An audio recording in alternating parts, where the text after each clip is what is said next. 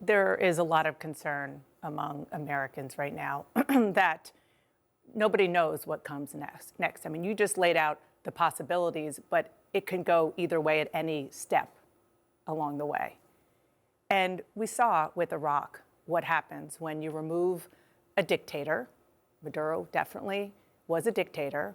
Saddam Hussein was a dictator without a clear understanding of what comes next and the leadership in this country. And I don't need to tell you, I mean, you won the Bronze Star for your military service in Iraq.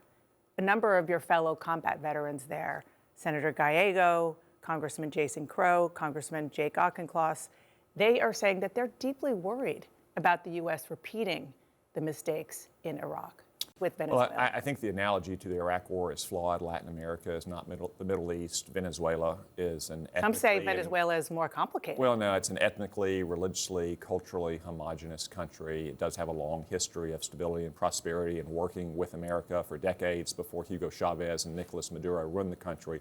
I would cite a much more relevant precedent because it's much closer, both geographically and in the circumstances. In 1989, George Bush sent more than 40,000 American troops into Panama to arrest Manuel Noriega, who's an indicted U.S. drug trafficker, and bring him back to the United States.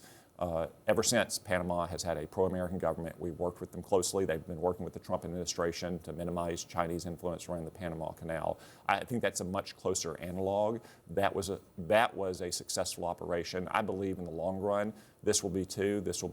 It has a chance to be truly revolutionary here in the Western Hemisphere by removing one of the biggest sources of instability and anti-American activism.